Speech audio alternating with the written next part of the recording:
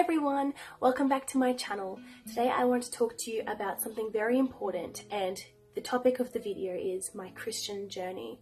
And it has been a roller coaster. I've gone in and out of believing in Jesus. So let's begin. I always believed that there was a higher being, that there was God, that there was a Jesus, and that Jesus was a son of God, but I didn't actually grasp what it meant. I didn't understand that Jesus was God's son. Jesus was God. I didn't understand any of that. That's just what I was taught. I used to go to a Friday afternoon, children's group, learning how, playing games and learning about Jesus, but it didn't really, of course, being a child, didn't really settle in my heart as to what it all was and what it all meant. It was just something that my family believed in, but my family didn't really pray, wasn't talking about the Lord all the time. We were just, we would just say grace at night, and that was probably the extent of where it went. We did go to church a few times when I was very young, but that didn't continue throughout my whole childhood. When I was 10 years old, I met my best friend, who to this day still remains my best friend. And her family was very Christian. And I think that's really where it all began. They didn't hammer me or, hammer the idea into me, but they would, if we went on a camping trip, her mother would be reading the Bible. And I just thought, and she would say, did you know that this? Did you know that that? Did you know that God loves us so much? And but it would just be in general conversation. But I remember in my heart, I felt like, oh, that feels nice.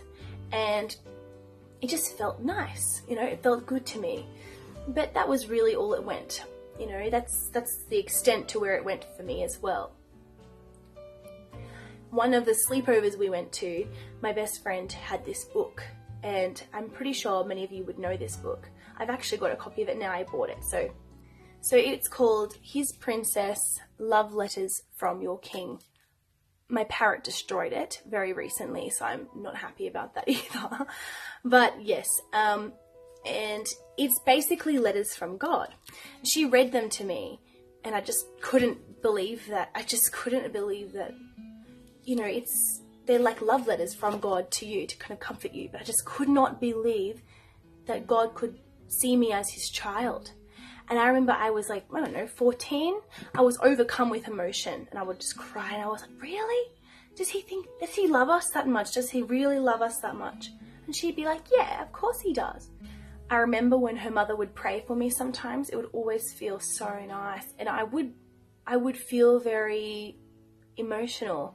It didn't always happen, but there was the odd time where, in our cheeky teenage years, that the mother felt the need to pray for us, and there was a few times where she prayed in front of me, or her dad as well, on a camping trip one time, and it felt really nice. It just felt really wow. So I suppose that meant I was one of his sheep, as the Bible says, because the sheep know his voice. And I always think that as if you hear something and it feels good, you must be one of his sheep. You must be. Because why else would that feel like, that sounds right, that sounds good? Anyway, so I did actually go to a Catholic high school, but, they didn't really teach us much, I'll be honest with you. And then after that, I got a scholarship to a high school in Japan. Life was great, I had a scholarship, I was having fun in Japan with my friends. That was after high school in Australia. And when I returned, I suddenly had this huge amount of depression put on me because I realized that my life was going nowhere. I thought originally that I wanted to be an English teacher in Japan. But as I had a lot of fun there was also a few things that really put me off the country. I've been back a few times since, but at the time I didn't want to go back because I suppose I was really homesick and I just wanted to come home to Australia. And when I'd gotten back, I had no job. I would sit in front of the TV all day, doing nothing in my pajamas, because I didn't really have a dream. I didn't know what I wanted to go and study at university. I didn't know what to do. I had no idea. And so, anyway, a few weeks later, we decided to celebrate my 18th birthday, because in Australia, 18 is the adult's age. Some countries it's 21. We celebrate both, but usually 18 is the biggest birthday here. So anyway, we decided to celebrate my 18th birthday. And my aunt, she didn't know what to buy me, and she was actually worried about it. But her present ended up being my absolute favorite present.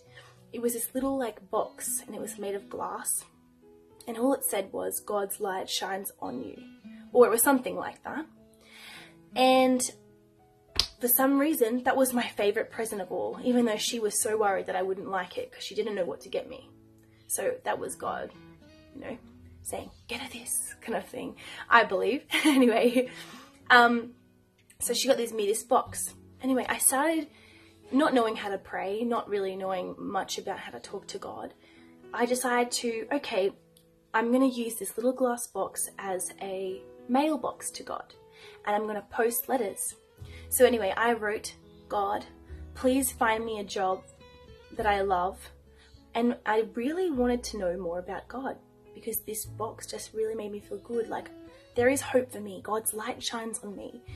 So I wrote that I wanted to be able to work with a Christian person, and just really kind people. Anyway, I posted the letter, and within a matter of days, of course I had applied for some jobs, but within a matter of days I had gotten a job at this company, which is a disability support working agency. So I was doing disability support work, and my first client, his wife, who will remain anonymous, his wife was very Christian, and she told me all about God, and she taught me all about God. And just every day she would preach to me, every day, she would just say little things like planting the seed in my mind. Little things like, the Lord, sometimes I want to do this for the Lord, or I don't know, did you know it says in the Bible? And I just thought, at first, you're weird. But my prayer came true, and that was whoa. It was, obviously the letter was more detailed. I can't remember what it was, but it was exactly what I had asked for. Exactly what I had asked for. And it was, it had come within a matter of days. So I was very, surprised, and extremely excited. So I started my journey with the Lord. And I started to know God, and I started to go to church, because every day I had to work with this client. She would tell me about God. And I started to think, it started to plant the seed in my head, and I was like, oh, maybe I shouldn't be doing this thing that I was doing. Maybe I shouldn't be doing that. But it was more of a loving way. It wasn't a condemning way, because he doesn't condemn. The next thing I knew, there was this boy in my life. There was a man in the picture. And I started going on a date with him. And eventually, I became his girlfriend, and it was really nice, except he wasn't a Christian. And then because I suddenly became a Christian, and I suddenly understood, I can't sleep with you, you know what I mean? That kind of put a lot of pressure on the relationship. In the end, we argued a lot over many different things. But in the end, we broke up. And I was feeling extremely, extremely rejected, hurt. I really liked him, but it just couldn't have worked out. So I actually was, from then on, I would go to church, but he wouldn't be sitting next to me, so I didn't want to go anymore, because every time I'd go there, it would remind me of him. And I'd pray to God, please give him back to me, God, please give him back to me, God, because I was feeling so hurt. And nothing happened. Of course, I know now it was for the better, but no, we didn't end up getting back together. And then I pretty much cried every day for a year over this boy. And then everything started kind of going downhill. I had another boyfriend who was an absolute not very nice man. I will say that. And so everything kind of started going downhill. And then I just started, I was very vain, I I wasn't very nice, I don't believe. I was a very nice person. I wasn't mean, but I definitely wasn't very nice. I started to look to the new age stuff. I watched The Secret. Yeah. And I'm sure many of you know what The Secret is. Well, that started me on a spiral downhill as well, because I really was so amazed by The Secret. I was amazed by your thoughts. Basically, if you don't know what The Secret is, it's a thing that says it's a law of attraction. It's a DVD or a movie or whatever about the law of attraction. Your thoughts become things, which is actually to some extent very true. However, it's a very destructive path to follow. Basically, to sum it up, I will make another video about that, but you will become extremely unsatisfied in your life. You will become extremely unsatisfied in your life because you're constantly desiring, you're being taught to constantly desire, and you'll never be content.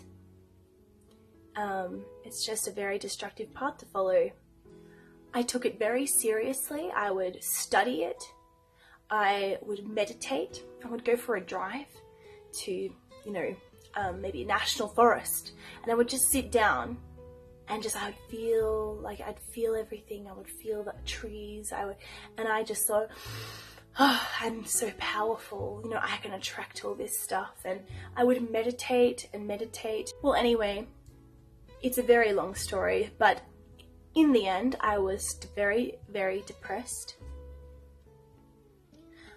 I became very angry all the time, so quick to be angry, so fast. My anxiety, I'd never had anxiety in my life. I've never had anxiety in my life. And at that time, that's when I took up painting, actually, which is almost a blessing in disguise, because I didn't realize that I could paint. But, I took up painting because I became extremely anxious about many things. There were some times where I couldn't even go to work because I became so anxious. And I believe that I was kind of allowing into my life some evil spirits by doing this whole law of attraction secret business. And I always felt that my spirit was extremely disrupted. That I felt shaken all the time, extremely anxious. One day, I even tried to do astral traveling when I researched meditation, and I remember someone telling me about astral traveling, and I was like, I'm going to look this up on YouTube. And astral traveling is when you can project your spirit out of your body. I want to quickly say that I never actually got to that stage. However, I was lying on my bed listening to how you do it, and one of the steps, I've never astral traveled, but if you have, you may know what I'm talking about. If you haven't, then yes. Well, one of the steps that you're about to be able to come out of your body is that you can feel your whole body. You can feel the vibration of every part in your body, and your body will be shaking. And I started to feel the whole middle of my stomach start to vibrate. And then I freaked out and I snapped out of it, and I decided not to continue with it, knowing deep in my spirit how dangerous astral traveling is. It's a very dangerous thing to do. You can become possessed.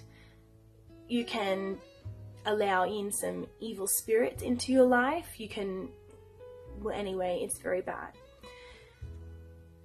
And after I knocked myself out of it, I was extremely dizzy for days, at least a week. My head was spinning. My head was spinning for days. And it was only when I tried to do that astral traveling business. It is not a good thing. Do not try it. Do not try it. Also, during that time, I was really, really terrified to turn off the light and go upstairs. to my room. So when I did, I'd turn the light off and I would run up the stairs, but I would feel like someone or something was behind me. And I'd turn around really quickly and there would be no one there, but I just felt something. So that's when I started to go, oh my God, oh my goodness, like what's happening? What's happening? I told my best friend how I tried to convince my Christian friends that no, the law of attraction and the Bible, it's all connected. And I really believed that it was. I really believed that what Abraham Hicks, I also believe Abraham Hicks is extremely dangerous. But Abraham Hicks explains that Jesus is just someone who knew a lot about all this stuff, who came to teach us. No, not true at all. No, that is not true. So anyway, I told my best friend that I had tried to astral travel and she became very, very, very, very nervous. So she began to worry about me. And she actually told her mother, which is a blessing. And her mother had given her a book that she was currently reading. And it was all about like the Hindu thinking and the law of attraction and astral traveling and meditating. And it was just too perfect. Like it was just too perfect. It had to be God trying to get us out of this, because her mother gave her the book and said, you both need to read this book. And she read it. She kind of intrigued me. She said, Renee, it's really, really a scary book. And it intrigued me because she was talking about how it was full of paranormal experiences. This is the book. And I really recommend anyone who wants an amazing, can't put it down read to read it. It's called Death by a Guru. And it's by an Indian man, and his name is very long. I was going to read it out, but then I was thinking, maybe not today. I'll get it wrong for sure. But anyway, it's an incredible book. It's an incredible book. I hate reading. So the fact that I couldn't put this down, it was amazing. And also it was so relevant. The book is basically about a young boy who was raised to be kind of like a Hindu priest, someone that they also worshipped. Like, I'm not entirely educated on the Hindu religion. Anyway, in the book, this little boy is a Hindu who is very respected, and he becomes a Christian because God literally speaks to him audibly and saves him from many, many, many encounters. The book really opened my eyes. At the start I was like, yes, these Hindus know what they're talking about with this whole law of attraction thing. And he explained how he astral traveled and he did many things like that. But at the end of the book, my eyes were just opened and I realized what I was doing. I realized it was wrong, and I realized that Jesus is the only way. Basically, he's the only way to heaven. He's the only way to God. And then I had a whole new understanding. I watched a video on YouTube by a little girl who was given a gift out of nowhere. Her name is Akiane. She's painted very famous pictures of Jesus. Incredible. I watched a video about her and I just came back to Christianity, and I've been trying to understand more and more every day since then. But really, all my depression and anxiety is gone, and I'm well on the way to being completely mended. So thank you for listening to this video, and if you have any questions, ask them in the comments and I will definitely get back to you. Thank you.